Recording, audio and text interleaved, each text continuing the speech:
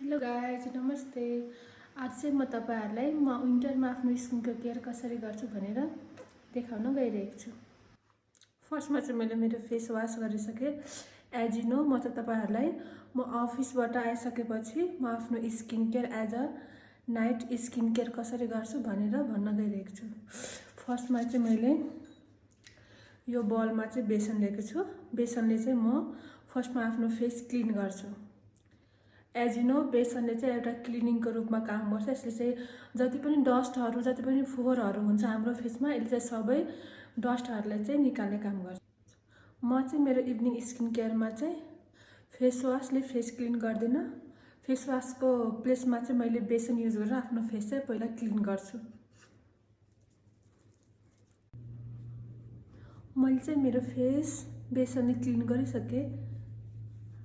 As you can see the result. बेसनले clean गर्दा चाहिँ आफूलाई चाहिँ आफ्नो फेसबाट चाहिँ डस्ट प्रोडक्टहरू चाहिँ रिमुभ भएको जस्तो चाहिँ फिल हुन्छ। As you can see the result in my face. After that त्यसपछि म चाहिँ आफ्नो मेरो फेसमा चाहिँ फेस प्याक युज गर्छु। This is the powder of face wash which is made by myself. यसमा चाहिँ मैले मुल्तानी मिट्टी, टर्मरिक अनि त्यसपछि बिटरुट अनि त्यसपछि कफीको पाउडर चाहिँ मिक्स गरेर मैले चाहिँ यो फेस प्याक बनाएर राखेको छु। इन अ विक म चाहिँ 2 टाइम यो फेस प्याक युज गर्छु। स्याटरडे होलिडेमा अनि त्यसपछि Tuesday after my office. After putting the powder in the बोल मैले चाहिँ यो जुन रियल रोज फ्लावर हुन्छ मैले त्यो रियल रोज फ्लावरबाट चाहिँ यो गुलाब जल बनाएको छु र यो होममेड नेचुरल गुलाब जल म चाहिँ युज गर्छु। After making the paste apply it to your face.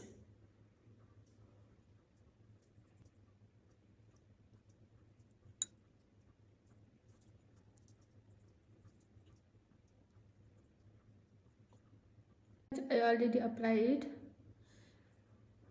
यो पेस्ट अप्लाई गरिसकेपछि मिनिमम 15 to 20 मिनटसम्म हामी त्यसलाई ड्राई गर्न छोडिदिन्छौँ। फेस प्याक ड्राई भइसकेपछि finally I wash my face. Wash गरिसकेपछि you can see the result of glow.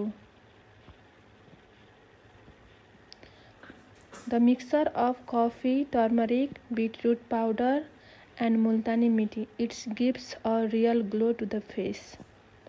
त्यसपछि मैले मेरो फेसमा toner rice water toner which is made by self apply गर्छु।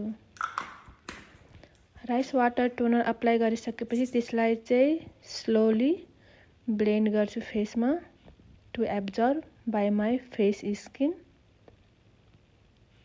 As you know, after applying the toner in the face, we can leave for 2 to 3 minutes to absorb by the skin. त्यसपछि toner लाएर dry भइसकेपछि मैले चाहिँ मेरो फेसमा anti acne gel रेटिडम 0.025% टेरिटोनोइड जेल अप्लाई गर्छु। बिकज मेरो फेस चाहिँ एक्नी प्रोन स्किन हो र मेरो फेसमा चाहिँ एक्नी भल्गारिस भएको थियो र my face was totally damage. And after the acne treatment, my dermatologist suggests me to use it after the completed of treatment. So I am applying it as my daily routine. As you know, it's winter and we have to keep our skin soft and moisture. त्यसको लागि मैले चाहिँ मेरो डर्माटोलोजिस्टले नै suggest गर्नुभएको ducks 24 आवरको moisturiser use गर्छु which is so good moisturizer. It keeps my skin so smooth. If you guys wanna try it, you can try it. You won't regret after trying it. Now finally it's the last step of my night skin care. Finally म चाहिँ मेरो लिप्समा चाहिँ Vaseline use गर्छु as a my lip balm which keep my lip moisture till the morning.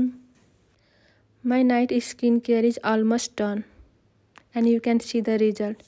Thank you everyone for watching my video. See you in the next video with home remedies and beauty tips.